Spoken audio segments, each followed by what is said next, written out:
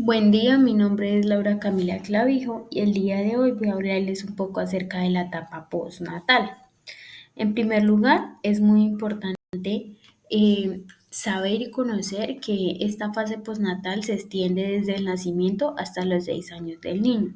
Es un periodo muy crítico en cuanto al cerebro humano, ya que experimenta aspectos como crecimiento y desarrollo significativo. ¿Sí? Básicamente, eh, en esta etapa también se genera una formación en cuanto a las funciones cognitivas del ser humano. Desde el nacimiento hasta los primeros años de vida, el cerebro del niño experimenta un crecimiento acelerado, el cual sienta sus bases en el aprendizaje, en la memoria y en la interacción social. Durante esta etapa también se forman y se refinan las conexiones neuronales, lo que es esencial para el desarrollo cognitivo del niño. Seguido a esto, podemos hablar un poco acerca de lo descrito por Stam en el 2018. Él dice que el desarrollo cerebral en los primeros años está muy relacionado tanto con la capacidad de aprender, de vincularse y de pensar. Esto implica una interacción constante entre las estructuras cerebrales y las experiencias del entorno. Básicamente, esta es una imagen que describe cómo se va generando ese desarrollo de la corteza cerebral en esta etapa y cómo se va dando esa formación de conexiones neuronales, ya que en esta etapa se generan nuevas conexiones neuronales a un ritmo acelerado, lo cual facilita los procesos tanto de la percepción como del lenguaje y la motricidad. Sí, vamos a hablar un poco acerca de ese desarrollo neurobiológico en esta fase, que es la fase postnatal. Principalmente es muy importante saber que este periodo se caracteriza por la neuroplasticidad, ¿sí? Acá, pues esta neuroplasticidad permite la adaptación y el aprendizaje continuo del niño. Dentro de este desarrollo neurobiológico en esta fase, digamos que hay algunos aspectos claves en cuanto al desarrollo cognitivo. Tenemos el crecimiento del cerebro. Aquí se genera un aumento del tamaño y peso cerebral, llegando al 80% del tamaño adulto a los 3 años. También la ciptogénesis, que es la formación de nuevas sinapsis para mejorar la conectividad neuronal y el desarrollo de áreas claves, como cuáles, como la corteza prefrontal, la cual es responsable de la regulación de emociones y las funciones ejecutivas. En esta etapa empieza como la maduración de esa corteza prefrontal. También tenemos la mielinización, que es ese proceso que comienza antes del nacimiento y continúa durante la infancia. La mielinización de las áreas sensoriales y motoras primarias ocurre rápidamente, mientras que en las áreas de asociación se desarrollan más tarde. También tenemos el desarrollo de la memoria. La memoria se desarrolla significativamente durante los primeros años, es decir, que a medida que los niños interactúan con su entorno, sus habilidades memorísticas se vuelven mucho más complejas. Y por último, tenemos el desarrollo del lenguaje.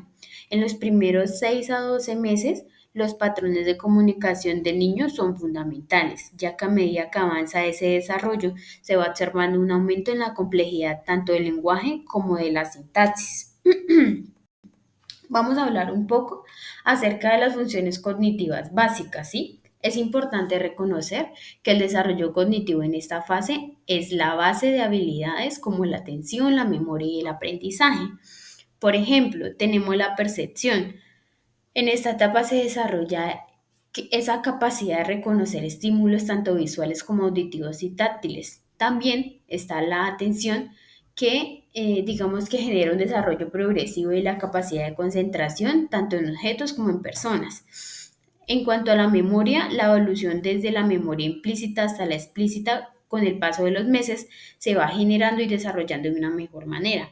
Y por último, en cuanto al lenguaje, se producen las primeras vocalizaciones, balbuceo y reconocimiento de sonidos familiares. En esta fase también se pueden generar algunas alteraciones o patologías, ¿sí? Entonces, digamos que las alteraciones en el desarrollo cognitivo pueden surgir debido a diversos factores. Las patologías como, por ejemplo, el síndrome de Down pueden afectar negativamente el crecimiento intelectual y cognitivo del niño, ¿sí? Eso se puede evidenciar a través de los cambios en cuanto a la estructura cerebral y a las conexiones sinápticas que pueda presentar el menor.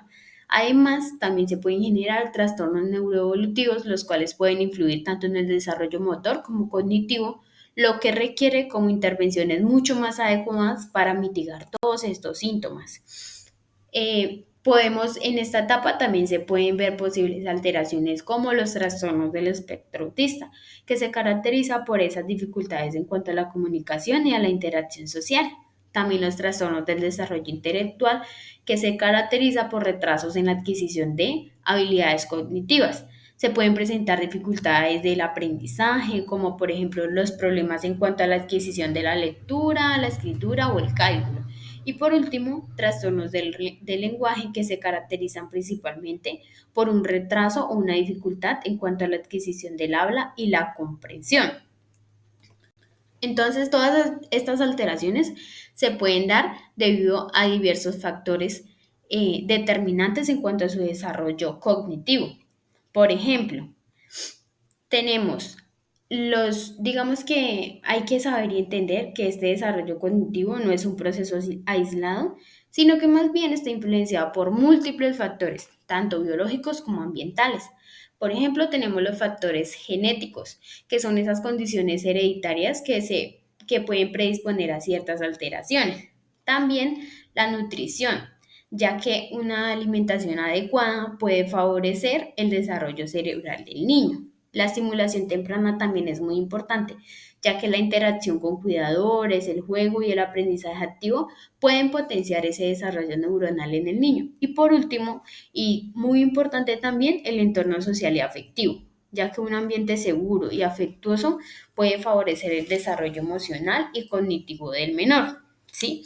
Entonces, ¿cómo podemos evaluar como esos factores o esas alteraciones? Se puede, digamos que hay unos criterios básicos que pueden ser considerados a la hora de evaluar esto, como por ejemplo el crecimiento físico. Es muy importante monitorear el aumento tanto del peso y la altura, como otros indicadores en cuanto a la salud general. El desarrollo motor.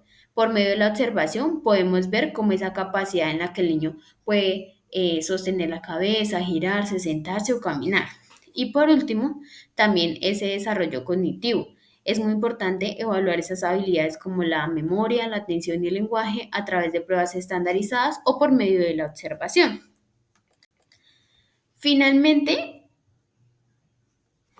es importante entender que los factores externos que influyen en el desarrollo cognitivo durante esta etapa son muy variados, ¿sí? Como lo decía anteriormente, una nutrición adecuada, un ambiente estimulante, los factores socioeconómicos, la salud materna, las interacciones familiares positivas, el acceso a servicios de salud, todos estos son elementos muy críticos que contribuyen al desarrollo saludable del niño, ¿sí? Entonces, comprender el desarrollo postnatal es fundamental para potenciar el crecimiento cognitivo y para prevenir alteraciones o patologías. A través de la estimulación temprana y el cuidado integral se sientan las bases para un desarrollo óptimo en la infancia y en la vida adulta. Con esto damos por finalizado el video. Muchas gracias por su atención.